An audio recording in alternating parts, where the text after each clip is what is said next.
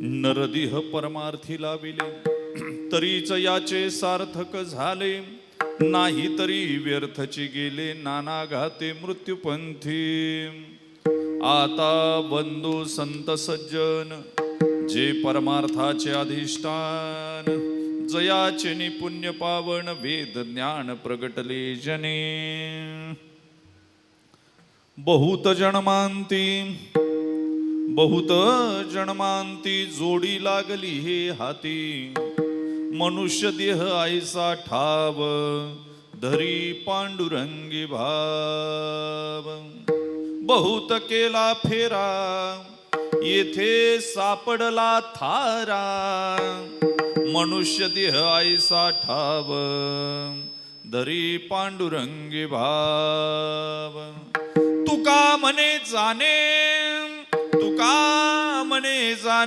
ऐशे दुर्लभ शहाणे, मनुष्य देह ऐसा ठाव, धरी पांडुरंगी भाव.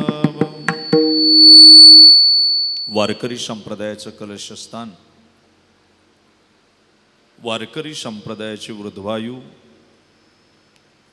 वैराग्य ज्यांच्या वाणीतून पाझरलं आणि महाराष्ट्राला परमार्थाचा पाना फुटला, ते देहूचे निवासी वैराग्यवान साधू जगद्गुरु तुकोबाराय आजच्या गाऊन दाखवलेल्या अभंगामधून नीतिशास्त्र आणि मोक्षशास्त्राचं संयुक्त मिश्रण चिंतनाला आणून मानवी जीवनाचं इतिकर्तव्य काय याचं चिंतन सांगतात. विठ्ठल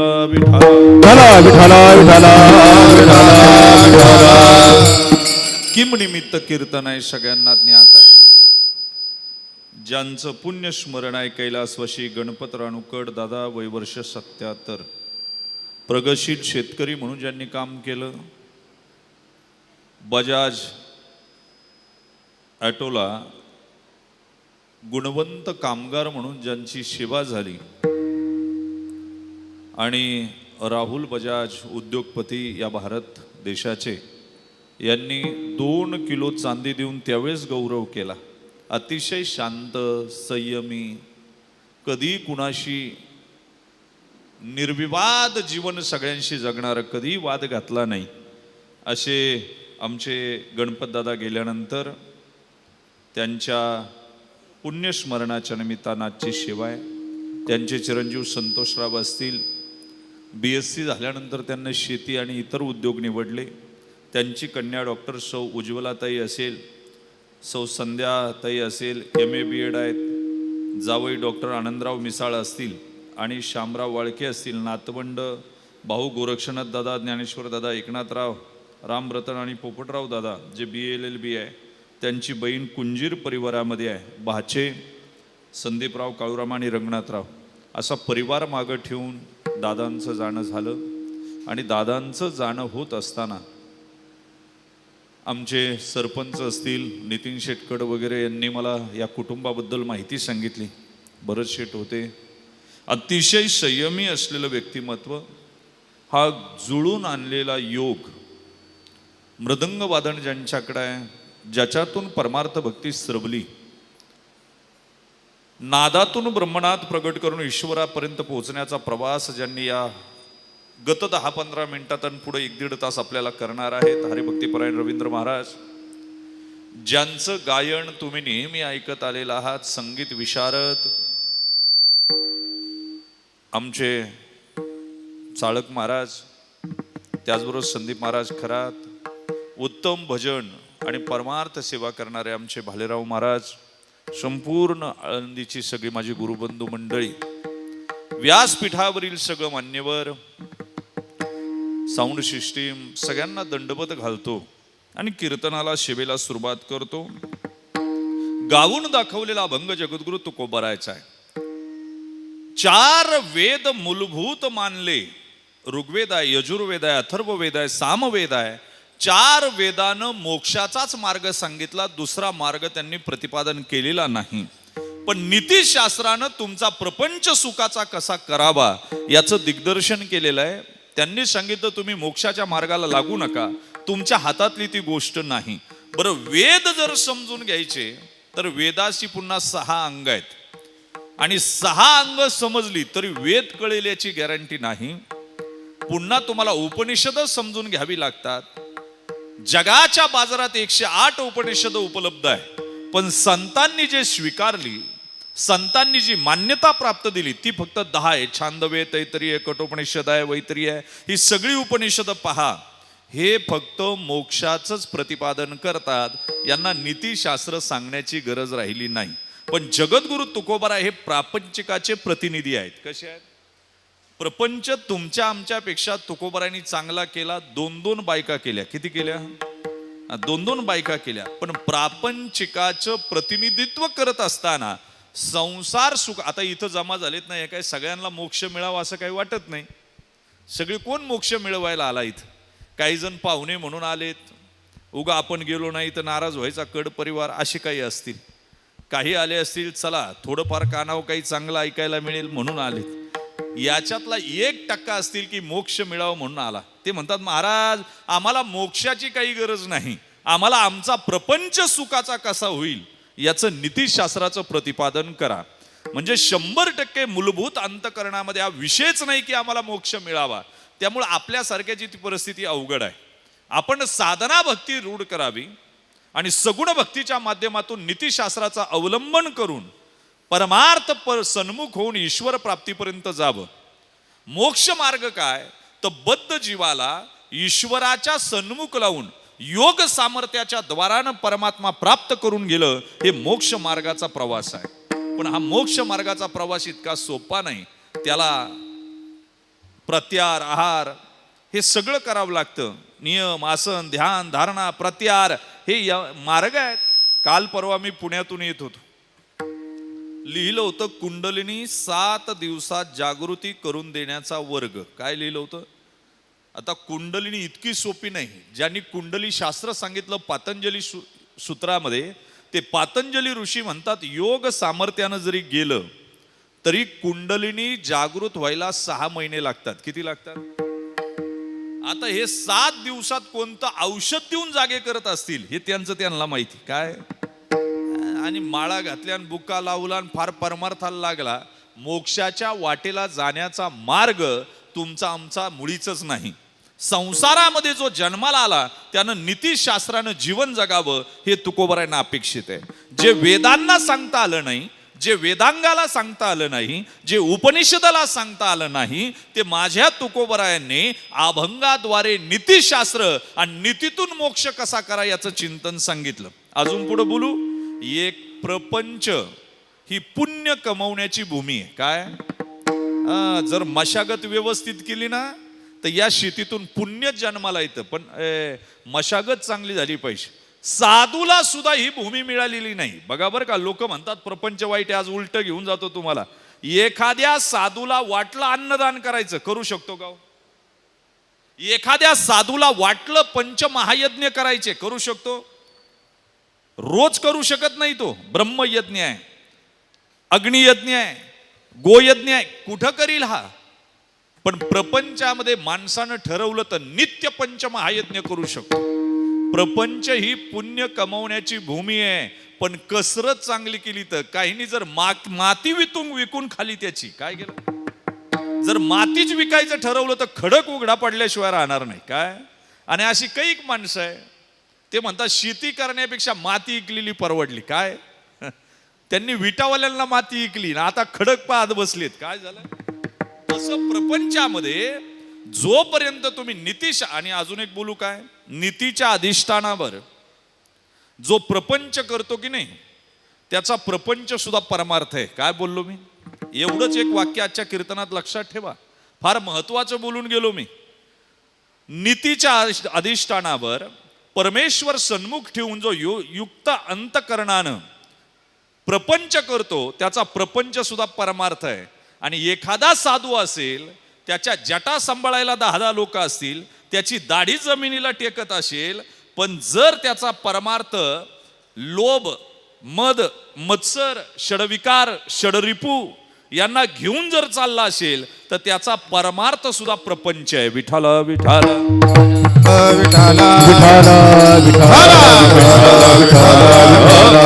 म्हणून आपल्याला मोक्ष मोक्षाला जायचंच नाही. तुम्ही जास्त ताण करून घेऊ नका. मोक्षाला जाण्यात काहीच अर्थ नाही.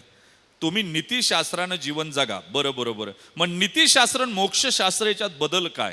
तर वेदांतानं गोड चिंतन सांगितलं, मोक्षशास्त्राचे नियम देश काल परत्वे युग जरी बदललं तरी कधीच बदलत नाही. मोक्षशास्त्राचे नियम एकसारखे आहेत. बरं. अजून नीतिशास्त्राचे नियम काल देश माणूस परत्वे बदलत राहतात. आता याचं उत्तम उदाहरण सांगू काय? पूर्वीच्या काळी एखादी बाई एखाद्या साधूच्या दर्शनाला गेली, बरं का तो आशीर्वाद द्यायचा. आता काही तसं राहिलं नाही. तेवढी ताकद राहिलेली नाही, जिभेतही राहिली नाही आणि हातातही राहिली नाही. उगा आपली लग्न लेट करीत जाऊ नका पुढाऱ्यांच्या आणि महाराजांच्या आशीर्वादासाठी. महाराजही नीट राहिले नाही आशीर्वाद देण्याच्या योग्यतेचे, आणि पुढारी नीट राहिले नाही. जिव्हा दगदा परांना हा, दुसऱ्याचं अन्न खाऊन खाऊन खाऊन त्या जिभेतली ताकद निघून गेली आणि दुसऱ्याचं ओढून हातातले आशीर्वाद देण्याचे. आशीर्वाद कुणाचा लागतो?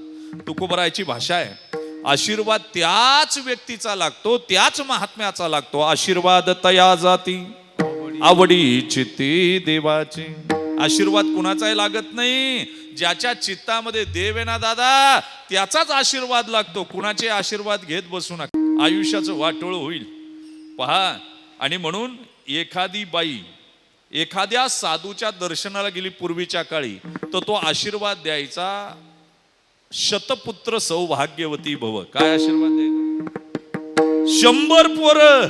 आणि त्याचा गौरव वाटायचा. काय वाटायचा? मला आशीर्वाद मिळाला, 100 पोरं होऊ दे. आताच्या काळात एखादा आशीर्वाद असा जर दिला तर ती बाई शिव्या देईल. त्या साधूला शिव्या देईल. मी याच्यासाठी दर्शनाला आले काय? पहा, तो काळ गेला आणि आशीर्वाद रिड्यूस झाला. पुन्हा एकदा रिटर्नला आला, थोडासा मागाय. नंतर मधच्या काळात साधू आशीर्वाद द्यायचे, अष्टपुत्र सौभाग्यवती भव. 8 पुत्र, त्याच्यावरही समाधान होतं. आता जर एखाद्या साधूने आशीर्वाद दिला 8 पुत्र होऊ दे, ती म्हणते आमचं एकच सांभाळायची अडचण आहे. आता हम दो हमारे दो माँ बाप फेक दो. आता तर हम दो हमारा एक, बस याच्यापेक्षा वेगळा काही नाही. आणि म्हणून देश काल परत्वे नीतिशास्त्राचे नियम बदलतात. मोक्षशास्त्राचे नियम युग जरी बदललं तरी कधी बदलत नाही. वाक्य ध्यानात ठेवा. पण अजून एक गंमत आहे. तुकोबराय त्यातले MD डॉक्टर आहे. तुकोबरायांनी जे नीतीचे नियम सांगितले ते अजून काही युग संपली तरी कधी बदलणारे नाहीत. हे वैशिष्ट्य आहे. विठाला विठाला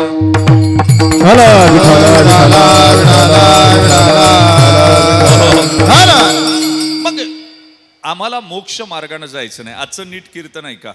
आम्हाला जायचंय नीतिशास्त्राच्या मार्गानं. महाराज, आम्हाला आमचा प्रपंच सुखाचा कसा करावा याचं चिंतन सांगा, बाकी काही सांगू नका. बरं.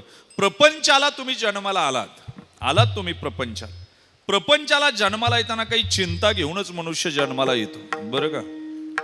आता विज्ञान सुद्धा शांत राहिलंय अध्यात्मापुढं.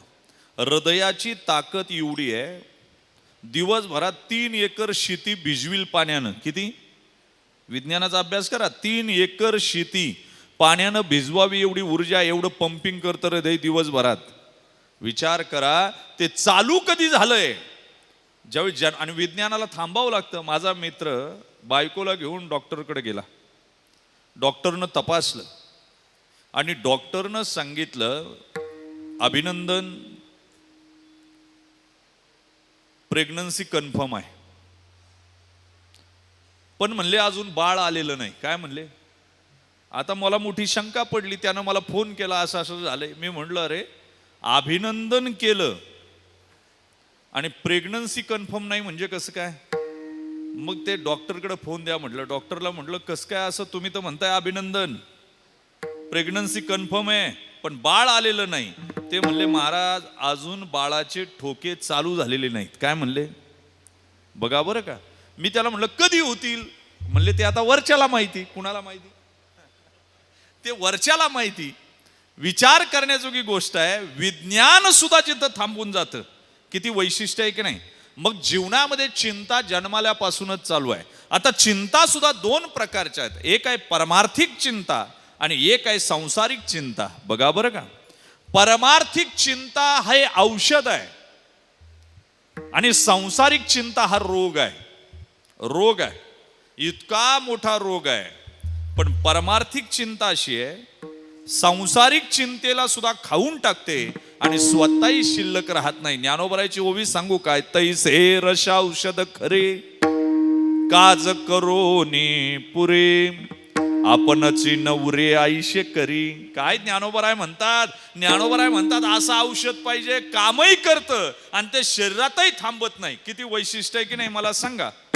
ऐका, जावई सासरवाडीला आला बरं का, दिवाळीला सासूबाईनं असं बासुंदीमध्ये तूप त्याला खाऊ घातलं, असं खाऊ घातलं, असं खाऊ घातलं, तरड बसली पोटाला. आणि तरड पोटाला बसल्यावर सासरे बुवानं त्याला डॉक्टरकडे नेलं. वैद्य होता. आता पूर्वीचे वैद्य चांगले होते, नाडी तपासली तरी सांगायची याला काय आजार झाला. अजून पुढं सांगू, कपड्यावरचा डाग पाहिला तरी कळायचं याला काय आजार झाला. आता तसं राहिलं नाही. आता नीटला मार्क आहे 150 आणि त्याचे आईबाप पोराला डॉक्टर करायसाठी धडपडतात. एवढे मूर्ख आईबाप मी कुठं पाहिले नाही. अरे समाजाचं आरोग्य तुमच्या ताब्यात आहे, त्याला रशियाला काय पाठविते काय करते, पण त्याच्या पुढे डॉक्टर लागलं पाहिजे. काय लागलं पाहिजे, किती दुर्दैव आहे. मी नेहमीच सांगितलं. बरं मला एक सांगा, कमी टक्क्यावाला डॉक्टर झाला पाहिजे का जास्त टक्क्यावाला? बोला पटकन. चुकीचं आहे तुमचं. माझं म्हणणं आहे कमीत कमी टक्क्यावाला डॉक्टर झाला पाहिजे, म्हणजे लोकसंख्या कमी होईल. काय होईल, काय होईल, कमी होईल. काल तर एक डॉक्टर पेशंटला ऑपरेशनला घेऊन गेला,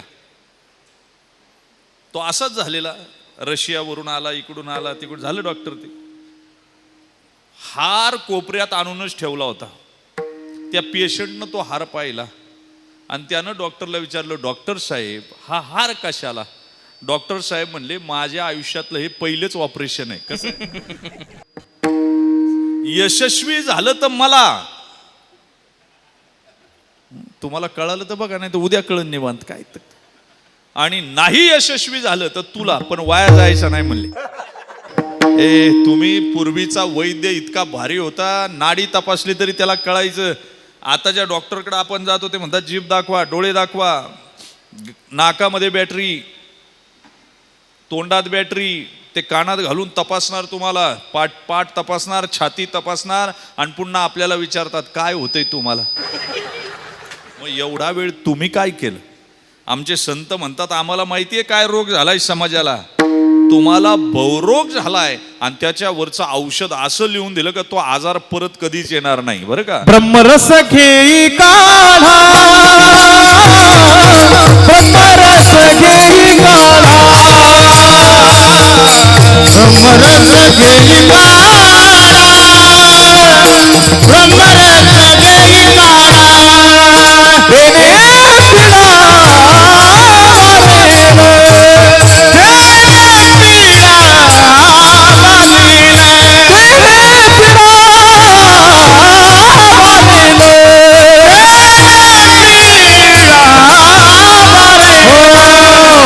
नाम विठोबाचे,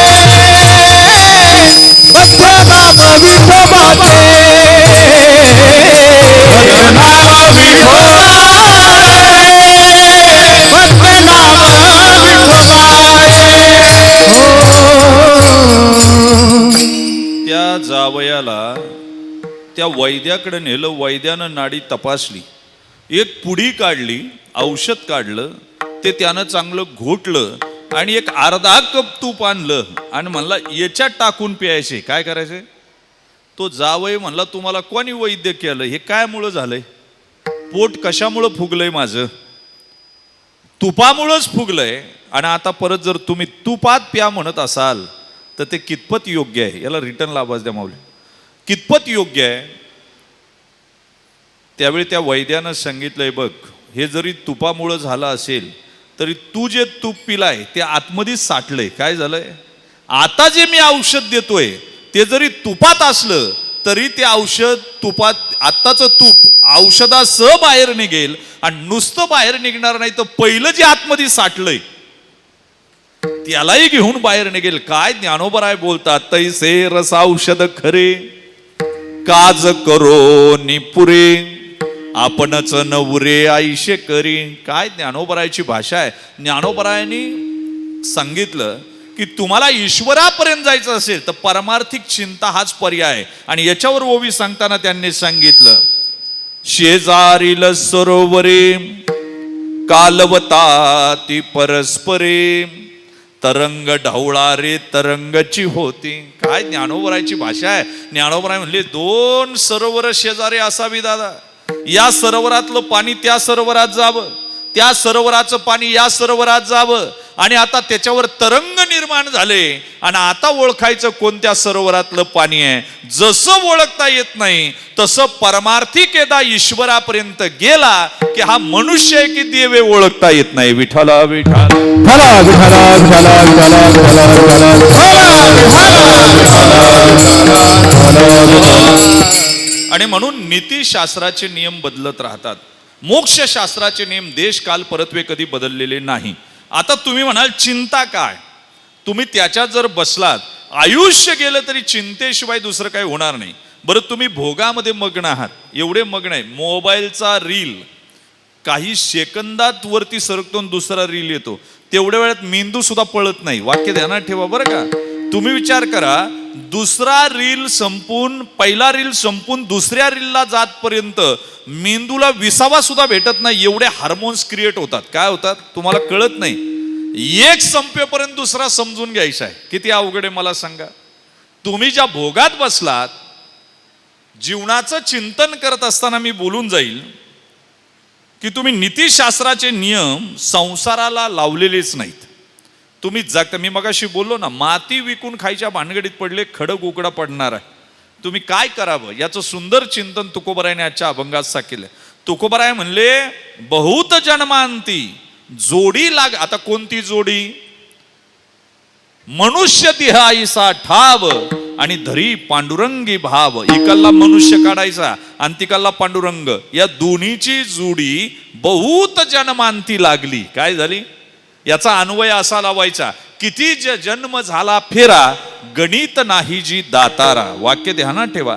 म्हणून तुम्ही प्रपंचाला साधन मानायच्या, साध्य मानलं हे दुर्दैव आहे. तुकोबरायांना तरी 2च बायका, जनकानं शेकडो बायका भोगल्या, त्याचा उपभोग घेतला बुवा, आणि तरी जनकाला शास्त्रानं विधेयी म्हटलं. काय असेल मला माहिती नाही. गीतेमध्ये कोणत्याच राजाचा उल्लेख नाही, फक्त जनकाचा उल्लेख आहे. कुणाचा आहे? आणि तेही विधेयी म्हणून.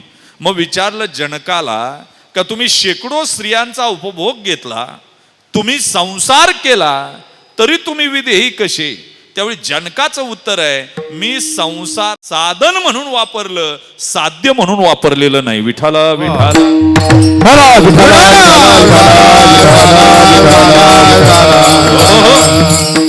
संसाराला साधन. आता पहा ना, लग्न करतात की नाही, लग्न लागतात. आता हे मंगल कार्यालय, सध्याची लग्न वेळेवर लागत नाही, तो भाग वेगळा आहे बरं का.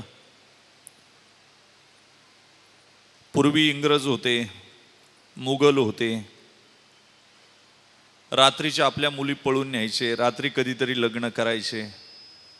आता कोणता इंग्रज आणि कोणता मुघल तुमच्या आमच्या पाठीमागे लागला की आम्ही पोरांची लग्न रात्रीच्या 9 वाजता, रात्रीच्या 10 वाजता, काही दिवसानं दुसऱ्या दिवशी लावायला बसल्यात.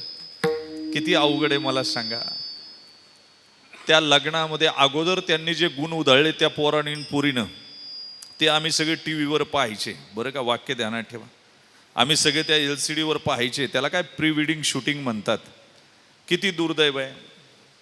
आणि लग्न लागलं की नवरा नवरी ज्या गाडीत बसून निघते की नाही, अशी सजवलेली असते ती गाडी.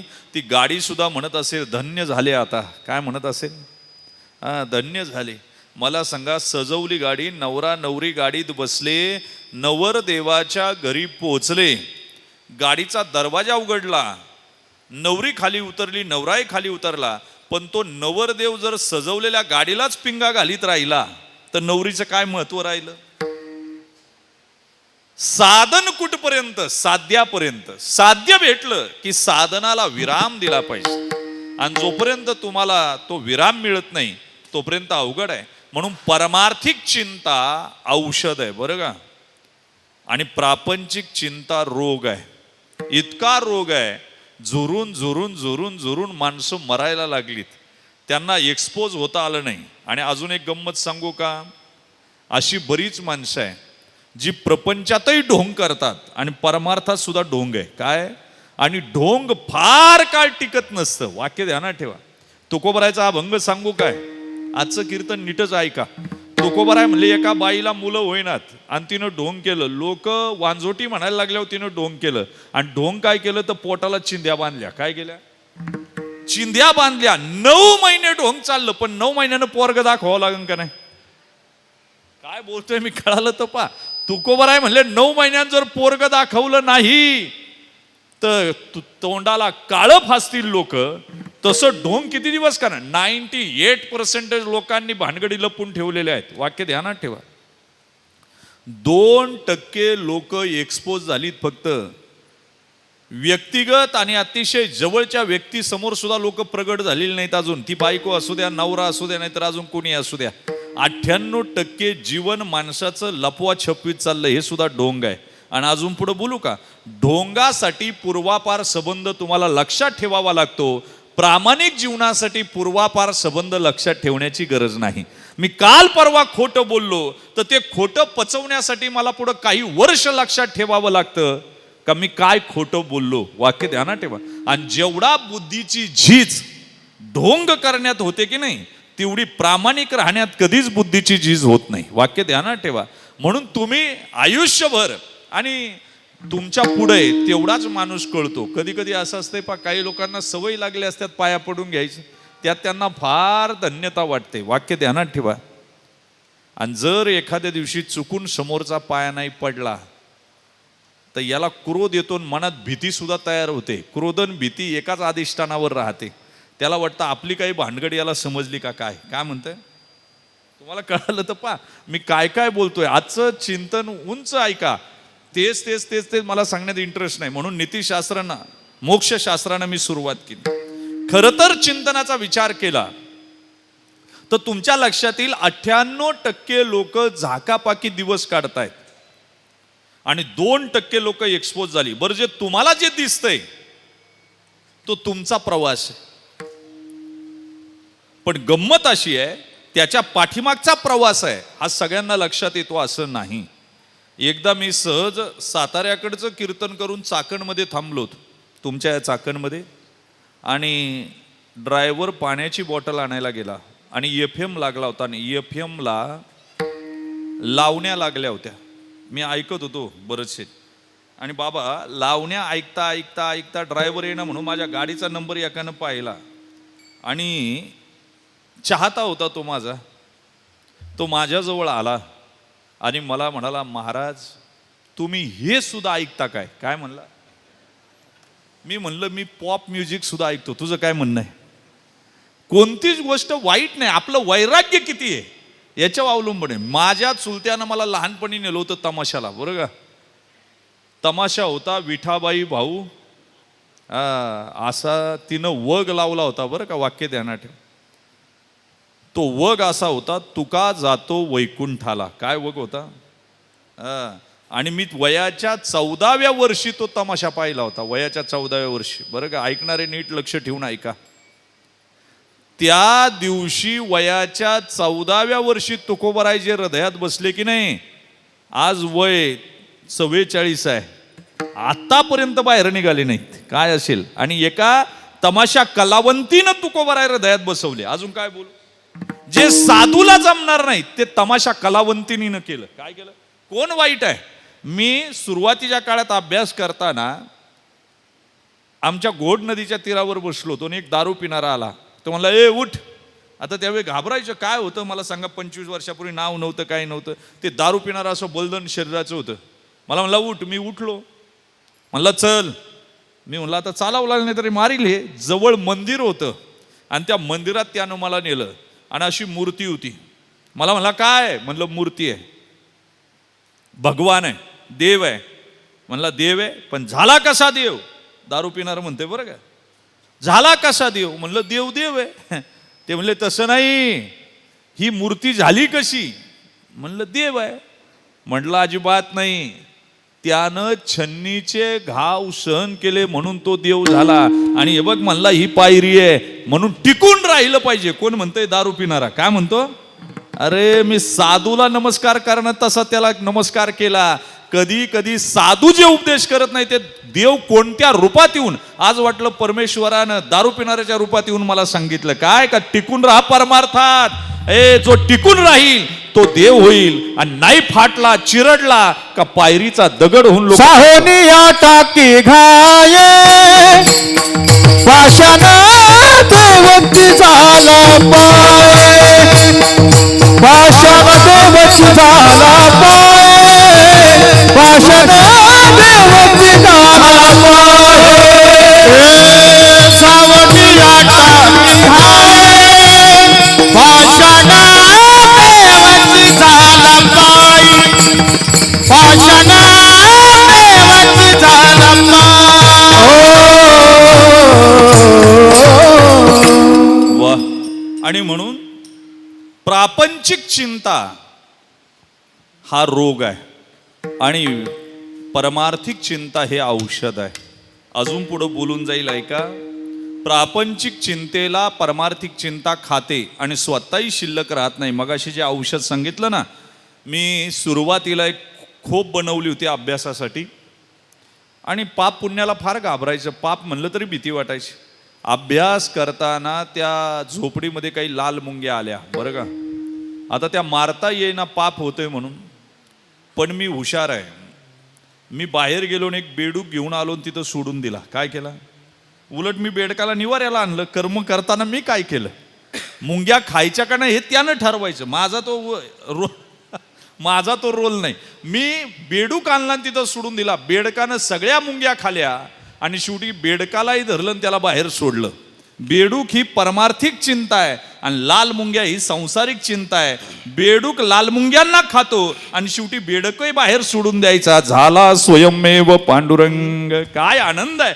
जीवनाचं चिंतन तुम्हाला त्या दिवशी कळेल की आम्हाला जगणं काय. म्हणून मी नीतिशास्त्रानं संसार कसा सुखाचा करायचा एवढंच आम्ही पाहायचं. मोक्ष मार्ग हा तुमचा आमचा नाही. किंबहुना वेद सांगितले 4, वेदाच्या नंतर वेदांग 6, 108 उपनिषदापैकी 10 जी संतांनी स्वीकारली तैत्तरीय छांदव्य ही जी आहेत यांना सुद्धा आपल्याला नीतिशास्त्र जोडता येत नाही. नीतिशास्त्र फक्त आजच्याच अभंगात. बरं. मग जीवाचा प्रवास कसा चालू होतो ऐका. गोड चिंतन आहे. तुम्ही संसाराला साधन मानायला पाहिजे. तुम्ही साध्य मानलं. श्रीमंताचं पोरग आहे, बापाजवळ त्यांना हट्ट धरला, जमीनदाराचा आहे की मला पोहायला जायचं. बाप म्हणला विहीर फार खोल आहे जाऊ नको. पण पोरग काय ऐकाना. शेवटी घोडा दिला, एक सेवक दिला. सेवकाला सांगितलं छोट्या मालकांचे दागिने कपडे महागाचे आहेत, व्यवस्थित सांभाळून ठेव, जप त्याला. छोटे मालक गेले शेतात, घोड्याहून खाली उतरले, घोडा बांधला. छोटे मालकांनी दागिने कपडे काढले, नोकराकडे दिले आणि छोट्या मालकांनी विहिरीत उडी मारली. पोहण्याचं कौशल्य छोट्या मालकांचं कमी असल्यामुळं ते 2-3 वेळा खालीवर प्रवास केला आणि नंतर कायमच्या प्रवासाला छोटे मालक गेले. जे खाली गेले परत छोटे मालक वर आले नाही. 4 वाजले तरी पोरगा आलं नाही म्हणून बाप बघायला आला. नोकर दागिने आणि सगळं घेऊन बसलेलं आहे, अंगावरचे वस्त्र, उंची वस्त्र. बापानं विचारलं त्या पोराच्या, का रे छोटे मालक कुठे? म्हणलं विहिरीत आहेत. मोठे शेठ गेले, नोकरांना घेऊन आले, शोधाशोध केली, प्रेत बाहेर काढलं. इतकं मारलं त्या नोकराला. अरे तू वाचवलं की नाही? तो म्हणला मी नोकर माणूस आहे, मला सांगितलं होतं दागिने आणि कपडे व्यवस्थित सांभाळ, जीवाच्या पलीकडे मी सांभाळलेले आहेत. आवाज नाही आला. म्हणले छोटे मालक 2-3 वेळा म्हणत होते वाचवा वाचवा वाचवा, पण म्हणले मी दागिने कपडे कसे सोडून जाऊ. आता गंमत मोठी आहे, ज्याला घालायचे तोच राहिला नाही. त्या दागिनेचं मालकाचं करायचंय काय? तसं तुमचं संसारात झालंय. ज्याच्यासाठी संसार करायचा आहे तो बाजूला राहिला परमात्मा, आणि ज्यांच्यासाठी नको करायचा त्यांच्यासाठी चालू झाला विठ्ठल विठ्ठल विठ्ठल विठ्ठल विठ्ठल विठ्ठल. मग देहाचे काही प्रवास आहे. पहिला देहाचा प्रवास जो आहे तो शरीराचा प्रवास आहे. दोन अजून एक अलीकडचा टप्पा सांगतो. एक प्रवास तुमचा आतमधला आहे, एक प्रवास बाहेरचा आहे. अजून त्याच्या पुढचा टप्पा आहे. एक प्रवास तुमचा प्रेमाचा आहे, एक प्रवास तुमच्या ज्ञानाचा आहे. अजून त्याच्या पुढचा एक टप्पा सांगतो. एक प्रवास आहे शरीराचा, दुसरा प्रवास आहे तुमच्या मनाचा, तिसरा प्रवास आहे तुमच्या बुद्धीचा, आणि चौथा प्रवास आहे तुमच्या आत्म्याचा. विठ्ठल विठ्ठल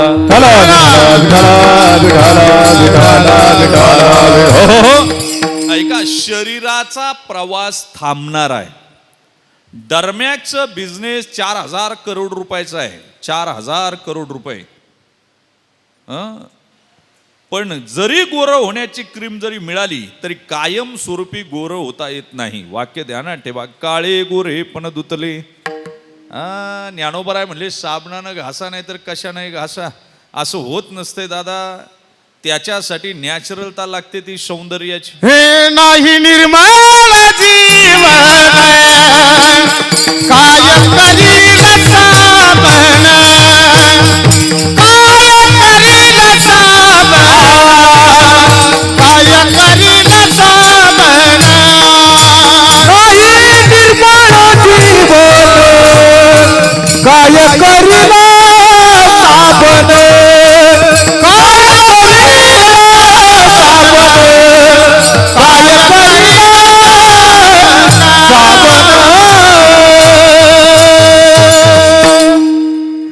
काय काय नाही निर्मळ जीवन काय करील साबण. मी नेहमी म्हटलं की आयुष्य वाढवत चाललोय वाढवत चाललोय वाढवत चाललंय, पण प्रपंच कसा आहे सांगू का. 15 ऑगस्टचा दिवस आहे बरं का. बापानं पोराला गणवेश आणला, पोरानं घालूनही पाहिला, आणि त्याच्या लक्षात आलं शर्ट बरोबर बसतंय पण चड्डी मात्र गुडघ्याच्या खाली चालली. काय चालली. आता ते आईकडे गेलं. आई उद्या 15 ऑगस्ट आहे, सगळी पोरं येतील, ही जरा 2 बोट चड्डी कापून याला टिप मार. आई म्हणली राजा दिवसभर रे रानात मी थकले, काम उरकल्यावर करते. मग ते बहिणीकडे गेलं. बहिणीला म्हणते दिदे एवढी 2 बोट पॅन्ट काप ना आणि याला टिप मार ना. ते म्हणली थांब मी टी व्ही पाहते आता, एवढा कार्यक्रम संपू दे. कार्यक्रम चालला होता आपबीती. कोणता. एवढी आपबीती संपू दे आणि मग मी शिवते. ते म्हणला यांच्या नादाला लागायला नको. ते शेजारच्या काकूकडे गेलं. काकू एवढं 2 बोटं कापून याला टिप मारा ना, उद्या 15 ऑगस्ट आहे. ती म्हणली बाळा माझ्या पिंट्याचं बी आवरायचं राहिले, माझी कामं आवरू दे. मग पोरग वैतागलं झोपून गेलं. ते म्हणलं आपल्याला कुणीच मदत करत नाही. आता आईचं काम उरकलं आणि आई म्हणली काय बाळानं मागितलं होतं, फक्त पॅन्ट कापून टिप मारायची होती. बिचारी उठली 11 वाजता रात्री, 2 बोटं कापली, पॅन्ट टिप मारली आणि खुंटीला अडकून दिली. तोपर्यंत दिदीची आपबीती संपली. काय झालं. आणि ती म्हणली काय मागितलं होतं दादानं, फक्त 2 बोटं कापायची पॅन्ट आणि त्याला टिप मारायची. तिने पॅन्ट काढली, 2 बोटं कापली आणि टिप मारून अडकून दिली. तेवढ्या शेजारची काकू म्हणली बाई पोराला साखर आणायला सांगितलं रे, आणतं, चहा पावडर आणतं, जाऊ दे. म्हणली काय मागितलं होतं पोरानं, फक्त 2 बोटं पॅन्ट कापायची आणि त्याला टिप मारायची. शेजारची काकू आली, तिनं पॅन्ट काढली, 2 बोटं कापली, त्याला टिप मारली. सकाळी पोरगा आंघोळीतून उठलं अंथरुणातून, आंघोळ केली. नाराजच होतं जरा, काल कुणीच ऐकलं नाही आपलं, आता एवढी पॅन्ट घालून जायची. त्यानं शर्ट घातलं तर वर बरं होतं, पण पॅन्ट घातल्यावर त्याला चक्कर यायला लागली. तो म्हणला काल चड्डा होता हा, आज पार चड्डम झालं, त्याचा लंगोट झाला. याचंच नाव संसार आहे. वाढला तर चड्डा होतो आणि आखडला तर लंगोट होतो, त्याला घालता सुद्धा येत नाही. संसारामध्ये अनेक जण थकलेले आहेत. मग शरीराचा प्रवास जो आहे तो संसारामध्ये क्षीण करणार आहे, संपणार आहे. अजून पुढे बोलू. जन्म देणारी पोरं मरताना म्हाताऱ्याला विचारतात आम्हाला ओळखलं का. हा शरीराचा प्रवास काय किती अवघड आहे. हे वाक्य असं घेऊ नका लाईटली तुम्ही. ज्यांना जन्म दिला, ज्यांना अंगा खांद्यावर खेळवलं, ज्यांना मोठं केलं, ते मरताना विचारतात म्हातारा म्हातारीला, आम्हाला ओळखलं का आई बाबा, आम्हाला ओळखलं का? आणि हे म्हणतंय तुम्ही कोण आहे मला समजत नाही. बघा शरीराचा प्रवास किती अवघड आहे. हे अवघड काम आहे, तुम्ही असं समजू नका.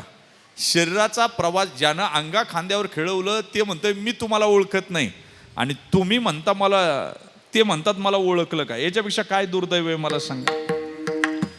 हे नाही रे नाही गुना, नाही रे नाही गुना, हो नाही रे नाही गुना, नाही रे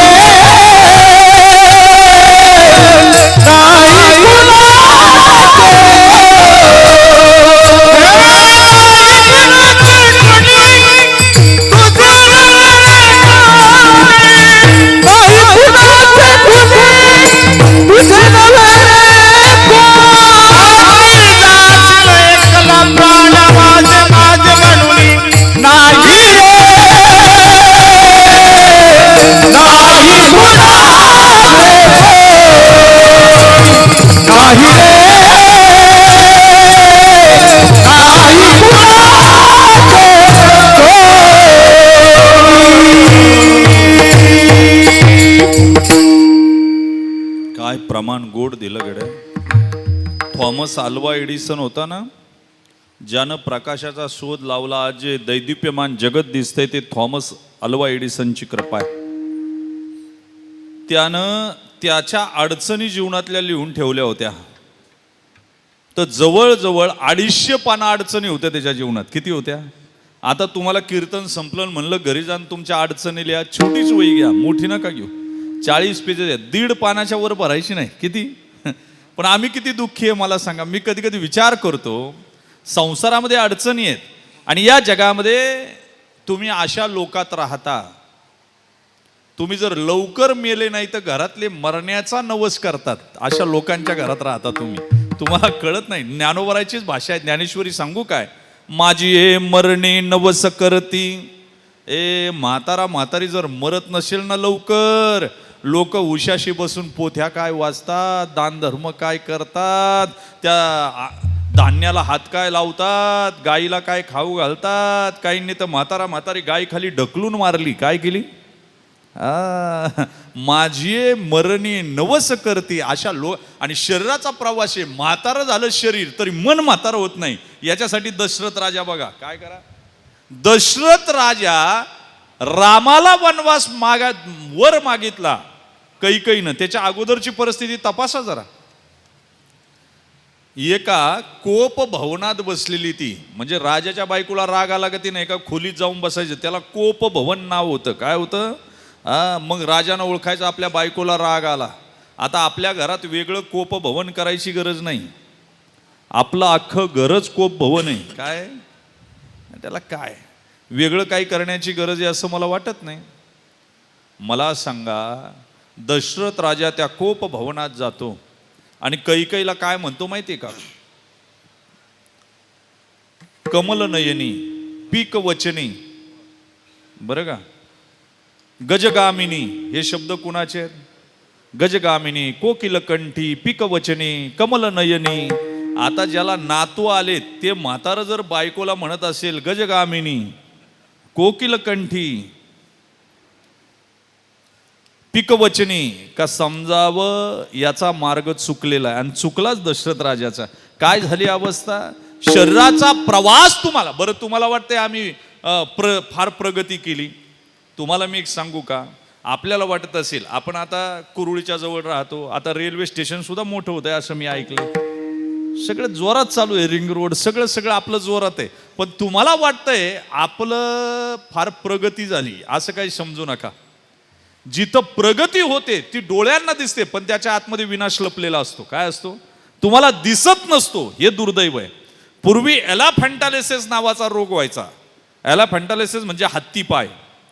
हत्तीपाय नावाचा रोग झाला की माणसाचा पाय सुजलेला दिसायचा. आता पाय सुजला म्हणजे त्याच्यामध्ये ताकद आली का हो? रक्त घाण पू भरलेला असायचा. हे वात्सल्य मंगल कार्यालय हे निर्माण करताना विकास झालेला दिसतो, पण अगोदर इथली झाडं कापावी लागली, टेकड्या साफ कराव्या लागल्या, इथं भरावा टाकावा लागला, खोदावं लागलं, विनाश झाला आणि मग विकास झाला. काय झाला कळत असेल तर मला तुमच्या डोक्याचा गोविंदा करायचा नाही अजिबात, पण विकास याच्याच पोटात विनाश लपलेला आहे. तुम्हाला अंदाज नाही. तुम्हाला वाटतंय प्रगती केली, पण रोग किती स्पीडनं तुमच्या मागं पळत आहेत याचा अंदाज नाही तुम्हाला. माणसानं प्रगती किती करू द्या, रोगाला सुद्धा स्पीड तेवढं आहे. 1720 साली पहिला प्लेग आला होता, प्लेग 1720ला बरं का. मला सांगा 1720 नंतर त्यावेळी लोकमान्य टिळकांनी एक गाव एक गणपती आणलं आणि विरोधी पक्षावाले म्हणले या टिळकांनी एकच गणपती बसवला गावात, त्यामुळं गणपतीचं वाहन वैतागलं मूषक आणि त्यानं हा रोग आणला. काय आणला? पण हा रोग 1720ला आला कसा होता, तर जहाजातून एक उंदीर आला होता परदेशातून आणि त्यातून हा रोग आला 1720ला. बरोबर 1820ला स्वाईन फ्लू आता आला तो वेगळा, पण 1820ला एक स्वाईन फ्लू आला होता आणि तो रेल्वेच्या डब्यातून उंदीर आला होता. काय झाला होता बघा बरं का. बरोबर 100 वर्षानं रोग प्रगती करतोय. तुम्हाला अंदाज नाही, तुम्हाला वाटतं तुमचीच प्रगती झाली, असं काही नाही. रोगाची सुद्धा किती प्रगती झाली बघा. 1720ला जो प्लेग आला तो जहाजातून, 1819-20ला जो स्वाईन फ्लू आला तो रेल्वेतून आणि बरोबर 2019-20ला कोरोना आला. काय ना आला मला काय सांगायचे कळालं तुम्हाला?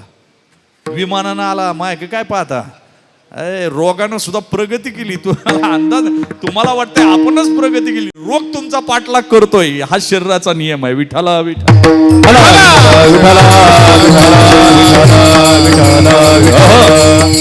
मग शरीराचा प्रवास करत असताना जुना काळ चांगला होता, प्रगती नव्हती पण लोक चांगली होती. पूर्वीच्या काळी हे माईक कॅमेरे काय होते मला सांगा ना, चित्रपट नव्हते, काही नव्हते, मनोरंजनाची काय साधनं होती. लळीत भारुडं नाटकं व्हायची बरं का, रामलीला व्हायच्या. आणि ते रामलीला सुद्धा कोण करायचं माहिती का, गावात झोपडं टाकून राहायची ती 3-4 दिवस, दिवसभर पीठ मागायची. काय करायची? आणि संध्याकाळी रामलीला करायची. बरं रामलीला झाली की संध्याकाळी दमून भागून श्रमून आलेली लोक ती रामलीला पाहायची. वा वा वा वा. आणि मग रामलीला झाली का ती जे पीठ मागणारे होते ना त्यांनीच कपडे घालून ती रामलीला केलेली असायची, पण लोक दर्शनाला रांग लावायची.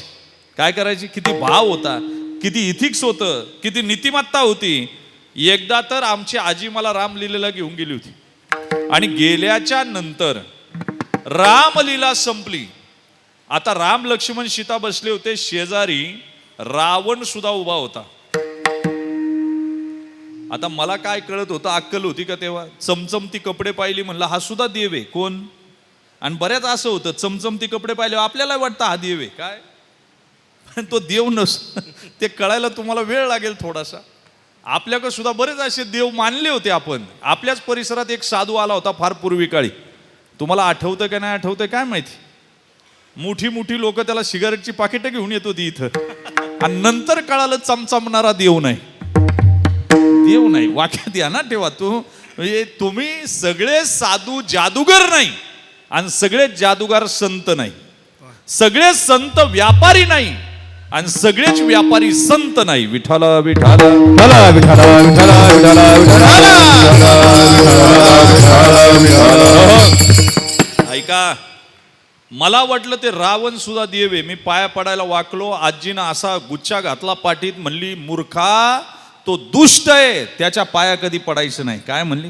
किती नीतिमत्ता होती. अरे ते संपलं, मग नाटकं आली. नाटकामध्ये तंत्रज्ञान विकसित नव्हतं एवढं.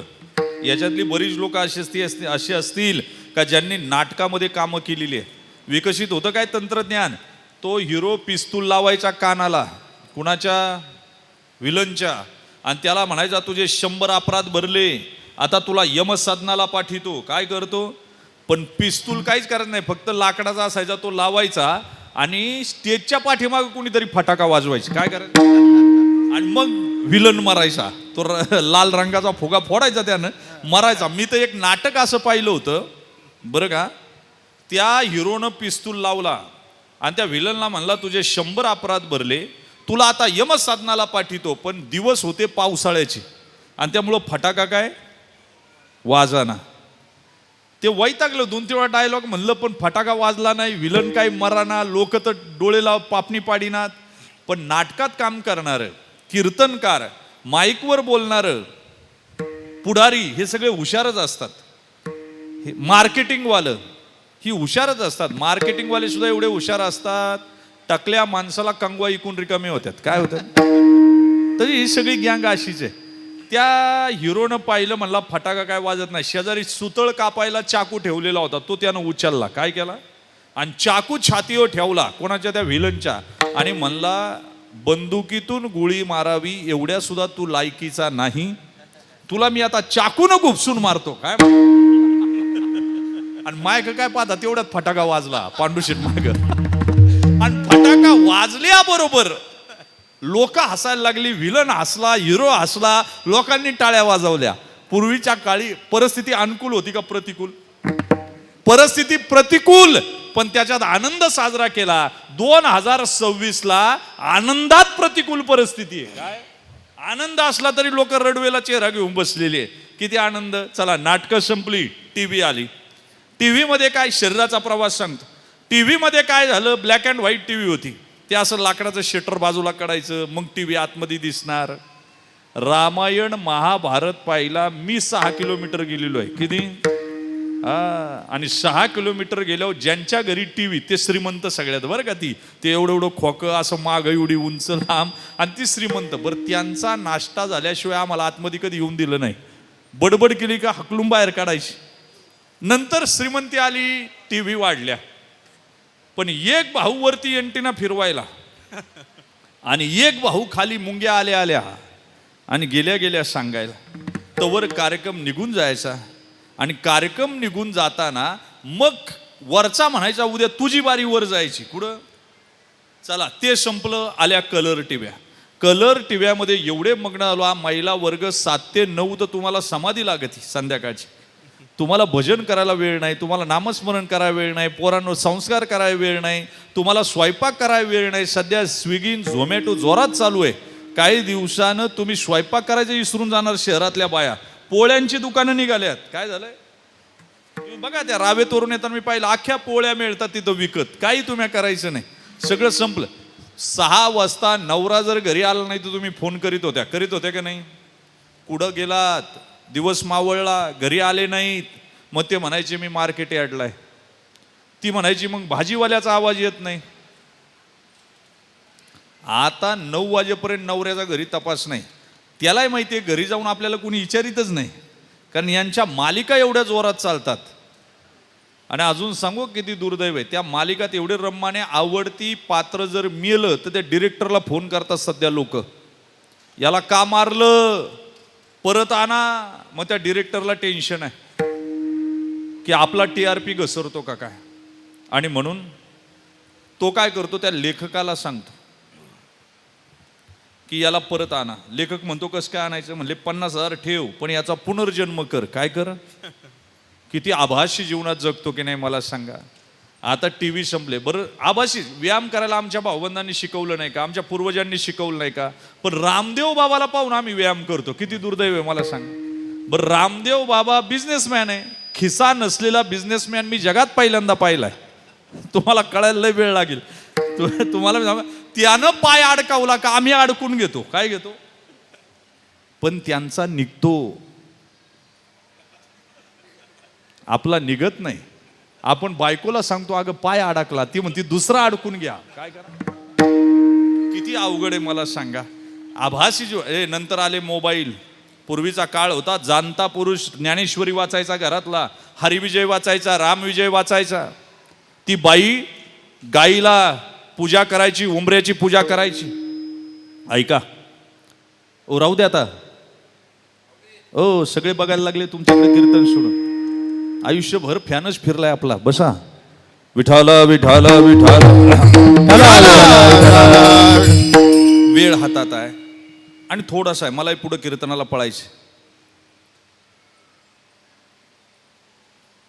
पूर्वीच्या काळी घरातला माणूस ग्रंथ वाचायचा. घरातली बाई गायीची पूजा करायची, गोठ्याची पूजा करायची, गाणं म्हणत म्हणत तुळशीला पाणी घालायची. घरातलं जाणतं पोरग व्यायाम करायचं चरवीभर दूध पिऊन.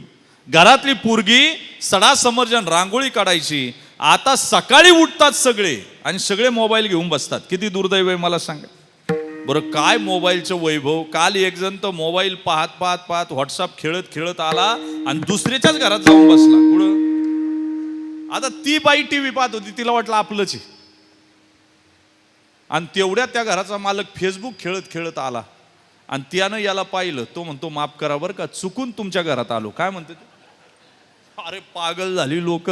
मी कधी कधी विचार करतो किती दुर्दैव आहे मला सांगा. तुमची प्रगती झाली का अधोगती झाली? अरे पोरांना पूर्वी सर जर पुढून आले तर पोरं रस्ता बदलीत होती. आता पोरं पुढून आली, सरांना रस्ता बदलायला लागतो. काल तर मी एका मित्राच्या घरी होतो. त्या पोरग केस कापून आलं आणि त्या अशा बारीक बारीक रेषा नाही काढतात का, तशा होत्या. मी म्हणलं काय नाव्याला अडचण आली का बुवा मधीच? काय झालं, नाव्याची तब्येत बिघडली का? नाही म्हणला महाराज ही स्टाईल आहे. अरे अरे, त्या दिवशी मी एका कॉलेजमध्ये गेलो व्याख्यानाला आणि पोरांचे असे गोळके येत होते. बॉम्ब स्फोटात कशी उद्ध्वस्त होतात ते केस, त्यांच्या पॅन्डी फाटलेल्या. अरे अरे अरे अरे, मी तो म्हणलो हे अवघड काम आहे. भावी जीवनाचं झालेला रास म्हणजे भारत आहे सध्या. तुम्हाला कळालं तर पा, तुम्हाला वाटत असेल तर. अरे शिक्षकांना 8वी पर्यंत पोराला मारायचे नाही, नापासही करायचे नाही. त्याच्या वहीत चांगलंच लिहायचं. बाबा तुमच्या संस्था आहे, सांगा काय परिस्थिती आहे, चांगलंच लिहायचं. एका पोरानं शेजारच्या पोराचा पेन चोरला. आता शिक्षकाला टेन्शन आलं, याच्या वहीत लिहायचं काय? ते मुख्याध्यापका गेले, म्हणले या पोराने याचा पेन चोरलाय, काय लिहू वहीत? मुख्याध्यापक म्हणले वर्ग तुमचा आहे, तुमचं तुम्ही बघायचं, अनुदान आल्यावर मी बघन. कोण बघन? अनुदान आल्यावर मी बघन म्हणले, पण ते वर्ग तुमचा आहे, तुम्ही बघा. शेवटी त्या मास्तरला वाटलं कायला नोकरीचा प्रश्न, आपलं एक इन्क्रिमेंट खाईन हे पोरग. म्हणून त्यानं लिहून टाकलं या मुलाला मित्राच्या वस्तू संग्रहित करण्याची सवय. काय लिहिलं? तुम्हाला कळालं तर पा, किती अलंकारयुक्त. पण हा चाललेला रासच आहे. विठाला विठाला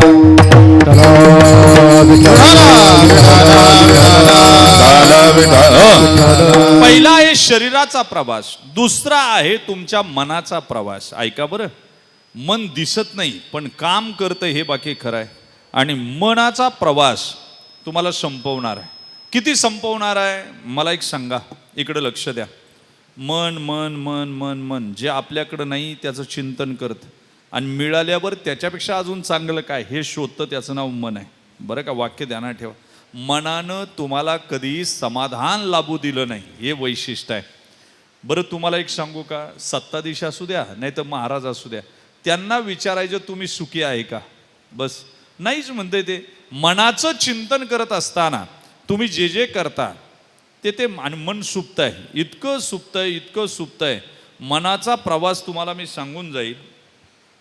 त्यानं चिंतन केलं का तेच चित्त होतं, त्यानं विचार केला का तेच बुद्धी होतं. बरं का, आणि त्याला चंचलता प्राप्त झाली की तेच मन होतं. विठाल विठाल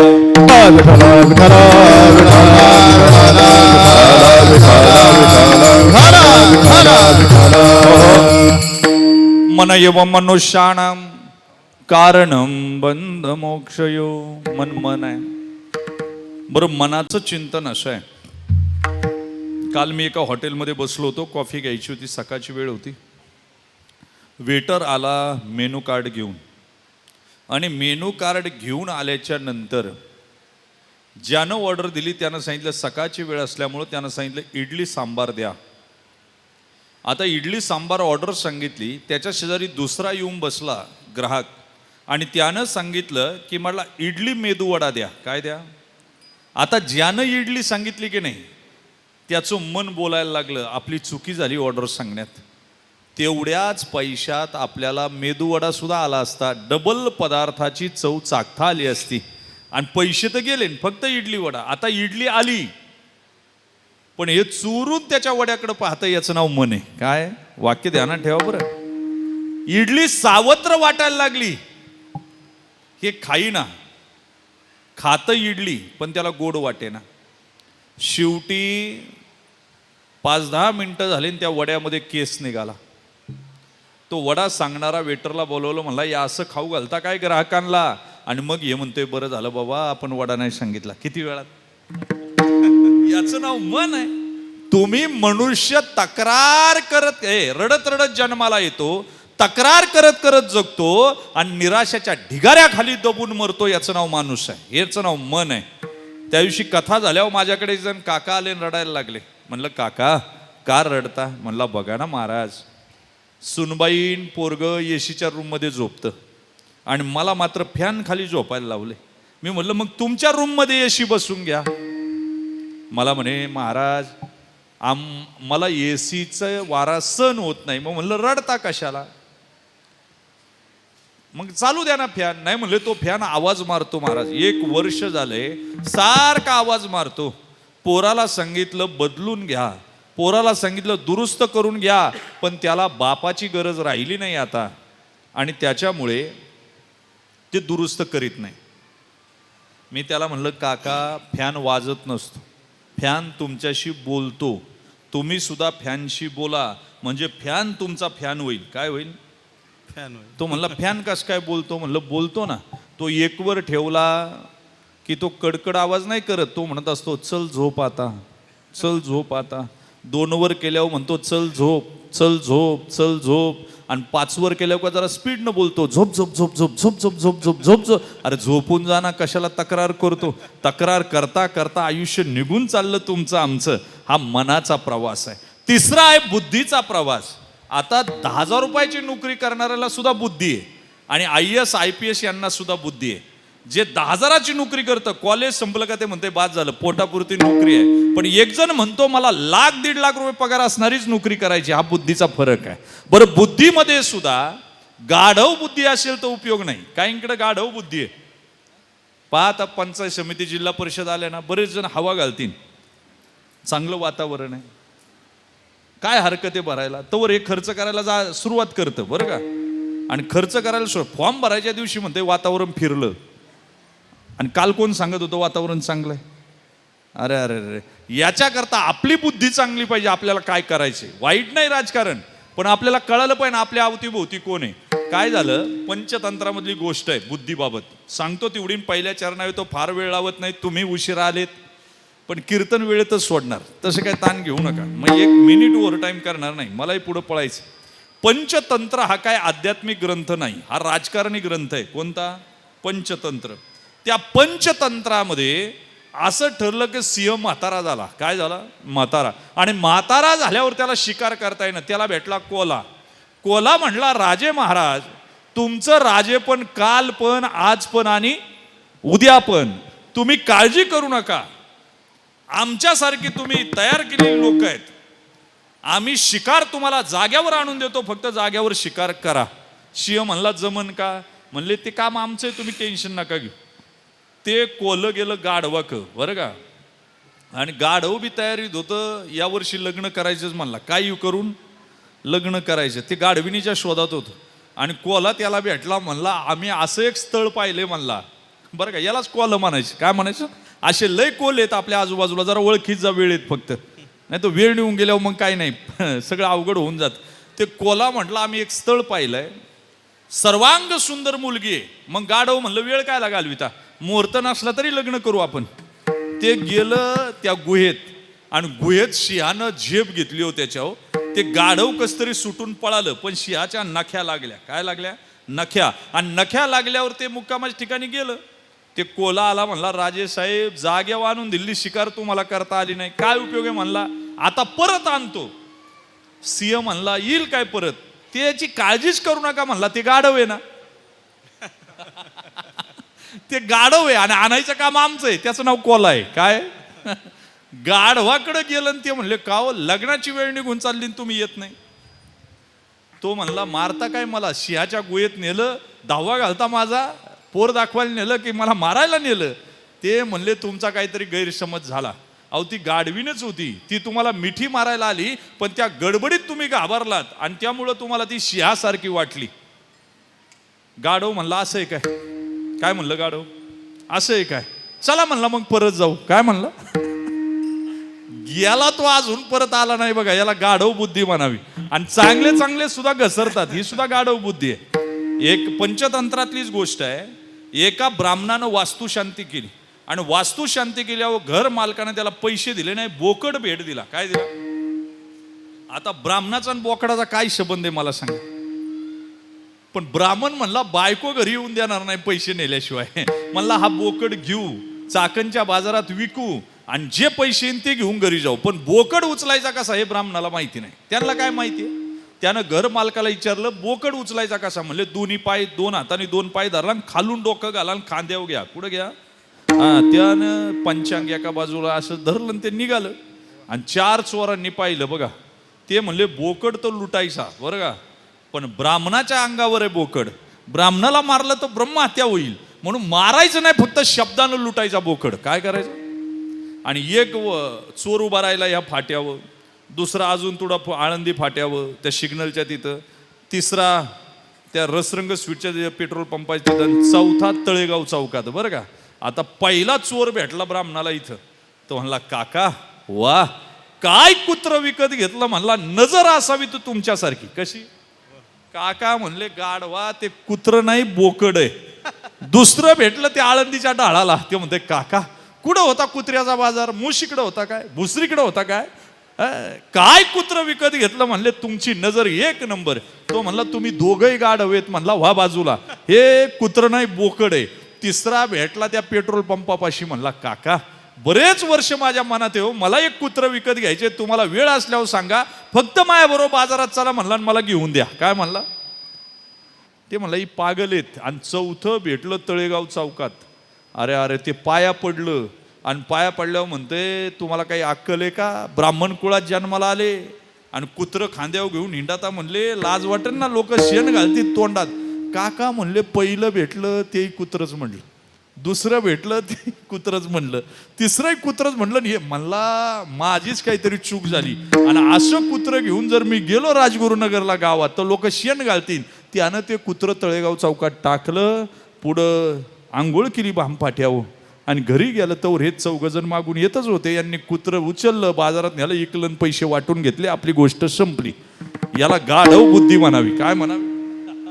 पंचतंत्रानं गोड चिंतन सांगितलं. म्हणून तुमच्या बुद्धीचा प्रवास आहे, बुद्धीचा प्रवास. बघा शरीर पाप करतं, बुद्धीला वेग पृथक्करण करण्याची ताकद आहे, पण बुद्धी करत नाही बरं का. पाप म्हणजे काय हो? आपल्यामुळं दुसऱ्याच्या डोळ्यात अश्रू येण्याच्या इतकं मोठं पाप नाही, आणि आपल्यामुळं दुसऱ्याच्या चेहऱ्यावर हसू येणं याच्या इतकं मोठं पुण्य नाही. पाप पुण्याची काय व्याख्या आहे मला सांगा? आपली बायको आपल्याबरोबर बोलत नाही, याच्यापेक्षा काय मोठं पाप आहे? पोरगा आपलं ऐकत नाही घरात, याच्यापेक्षा काय मोठं पाप आहे? एवढी कोटी जनता आहे, मेल्यावर आपलं नाव कोणी ध्यानात ठेवीत नाही, किती मोठं पाप आहे? काय केलं पाहिजे पापाने? आणि एखादी बँक जर आली ना एखाद्या भागात, समजा कुरुळीमध्ये एखादी बँक आली, तर ती काय करते? कस्टमर येण्याची वाट पाहत नाही, चांगले कस्टमर शोधित त्यांच्याकडे जाती. काय करते? का तुम्ही आमच्याकडे येऊ नका, आम्ही तुमच्याकडे येतो आणि आम्ही तुमच्याकडे येऊन व्यवहार करतो. तसं पाप आहे. जो प्युअर पाप करतो ना त्याला यमाक जायची गरज नाही, त्याला नरकात जायची गरज नाही, यम त्याच्याकडे येतो. यमाचा पाहुणा यमाचा पाहुणा हे प्राणी होय, यमाचा पाहुणा प्राणी होय. हरी विना जन्म नरकाची पैदाना, यमाचा पाहुणा प्राणी होय, यमाचा पाहुणा प्राणी होय, यमाचा पाहुणा प्राणी होय. हरी विना जन्म नरकाची पैदाना, यमाचा पाहुणा प्राणी होय, यमाचा पाहुणा प्राणी होय, यमाचा पाहुणा प्राणी होय. आणि चौथा जो प्रवास आहे तो आत्म्याचा आहे. चित प्रकाशामध्ये पाविजे उत्तम निजस्थान. हरिपाठामध्ये सांगितलं आत्म्याला निजस्थानावर, पण आपल्या देहाला आला, बऱ्याच जन्मानंतर आला बरं का. आल्याच्या नंतर म्हणजे आता सुद्धा जी कुत्री मांजरं डुकरं दिसतात की नाही, ही सुद्धा कधी काळी महाराज होती बरं का. ही आमदार होती, मंत्री होती, खासदार होती, घसारली अजून मुक्कामाला आली नाही. तुम्ही असं समजायचं नाही हा मनुष्य देह असाच मिळालाय, अजिबात. तुम्ही मिळाला पण कोणाच्या दारात उभा केला हे सुद्धा महत्वाचं आहे वाक्य. आणि कुणाच्याही दारात उभं राहत जाऊ नका, तुम्ही स्मॉल व्हाल, छोटे व्हाल, सूक्ष्म व्हाल. उभंच राहायचंय ना, संतांच्या दारात उभे राहा. उभं राहायचंय ना, माऊलीच्या दारात उभे राहा. उभं राहायचंय ना, तुकोबरायच्या दारात. श्री गुरुचे द्वार पैसे ज्ञानोबराय म्हणतात. आणि राहायचंय ना, देवाच्या दारात उभे राहा. या दोनच दार सोडून कोणाच्याही दारात उभे राहत नका जाऊ. एकतर देवाच्या दारात उभे राहा किंवा संतांच्या द्वारात उभे राहा. आणि अजून पुढचा टप्पा सांगू काय, या दोघांच्या दारात उभं राहण्यासाठी पहिलं इतरांच्या दारातून तुम्हाला माग फिरावं लागते. काय लागतंय? तुम्ही सगळी काय, नाहीतर अवघड आहे. कोणाच्या दारात उभे कळत नाही. त्या दिवशी मी येत होतो, लाकडी घाण्यावरचं तेल पाहिलं आणि मी तेल घ्यायला थांबलो. बदाम तेल पाहिजे नव्हतं मला. तेवढ्यात तिथं एक जण आला आणि त्या मालकाला म्हणला, माझ्या डोक्याला केस येत नाहीत, मला तेल द्या. त्या मालकानं 2-4 तेलं मस्तपैकी एकत्रित केली आणि त्याला दिली. त्याला दिल्यावर म्हणलं, हे कायला घेतलं तेल? म्हणला, माझ्या डोक्याला केस येत नाही. मला हसायला आलं. ज्याने तेल दिलं त्याच्या डोक्यावर एकही केस नाही. अरे मूर्खा, पाशील का नाही कोणाच्या दारात उभा आहे? मला काय, मी कधी कधी विचार करतो, बरं हे शहरातलं सांगतोय, आपल्याकडचं तर लांबची गोष्ट आहे. दसऱ्याच्या दिवशी सकाळी मला एक फोन आला. मला म्हणे, महाराज ओळखलं का? म्हणलं, आता फोनमधून कसं ओळखणार? म्हणला, दर्जी बोरगावला तुमची कथा झाली, तिथं मी माळ घातलेली आहे. बरं बरं म्हणलं, घातली असन. नाही म्हणला, गाडी घेतली म्हणून तुम्हाला फोन केला. म्हणलं, चांगलं झालं. पोरांनी गाडी घेतली म्हणून फोन केला. म्हणलं, 2 व्हीलर घेतली का 4 व्हीलर? म्हणला, 2 व्हीलर घेतली. मग म्हणलं, मला कशाला फोन केला? नाही म्हणलं, त्याच्यावर बसू का नको विचाराय फोन केला. का म्हणा, आता काय करावं बुवा? म्हणलं, माती जायची लक्षण येत नाही. आपण कुणाच्या दारात उभे आहोत हे सुद्धा कळत. म्हणून दारात उभं राहायचं ना. अनेक जन्मानंतर तुम्हाला मनुष्य देह मिळाला, बरं का, तो वाया घालू नका. तुकोबराय नीतिशास्त्र सांगतात अभंगाच्या पहिल्याच्या. बहुत जन्मांती, बहुत जन्मांती, बहुत जन्मांती, बहुत जन्मांती, हो हो हो, बहुत जन्मांती,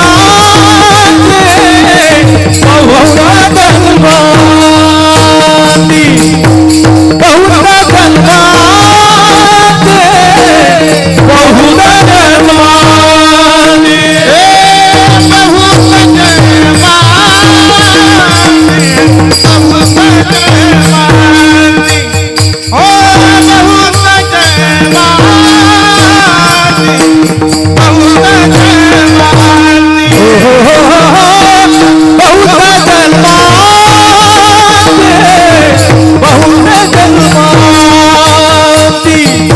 बहुत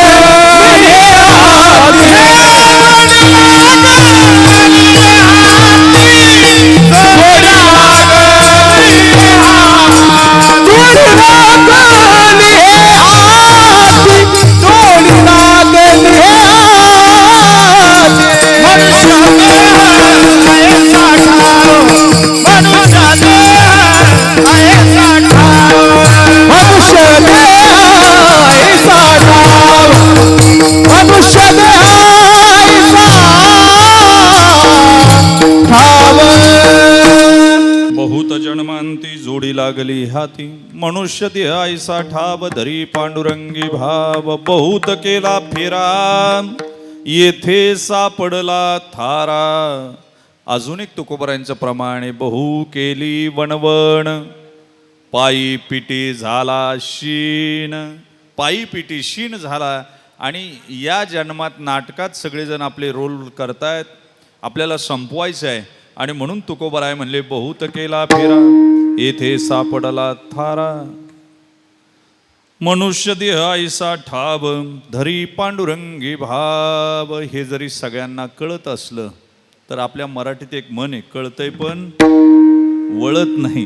तसे तुकोबराय म्हणले, सगळ्यांना कळतंय पण जो जाणतो तो एखादा शहाणा आहे अभंगाचा. तुका म्हणे जाणे, तुका म्हणे जाणे, तुका म्हणे जाणे, तुका म्हणे जाणे,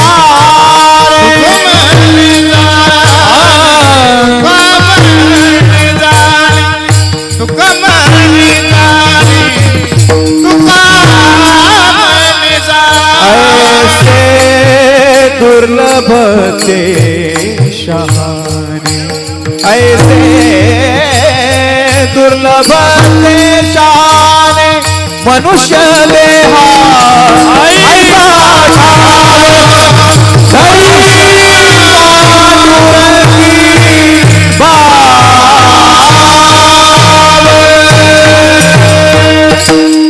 शहाणण वेड्याची व्याख्या आज मला सांगायला वेळ नाही राहिले. 15 मिनिटं माझ्या 11ला कीर्तन चालू झालं, 1ला संपून टाकणार. मला बाप सांगायचा शेवटच्या 2-3 मिनिटामध्ये. शहाणं कुणाला म्हणा, आपल्याकडे फार पैसा आहे, फार पद आहे, फार श्रेष्ठ आहे, लोक त्याला शहाणं म्हणतात. आणि जो परमार्थ करतो, जो भजनामध्ये रते, लोक त्याला पागल म्हणतात. पण संतांच्या व्याख्या उलट्या आहे. संत म्हणतात, आपल्याकडे एखादा परदेशात गेला की लोक म्हणतात वा काय शहाणा आहे. अरे त्याच्या इतका मूर्ख दुसरा कोणी नाही. रक्ताची नाती इकडं सोडायची, मायभूमी इकडं सोडायची, सगळे नातेवाईक जगण्याचा आनंद इकडं सोडायचा आणि परदेशात जाऊन गाढवासारखं काम करायचं. हे काही शहाणपण आहे?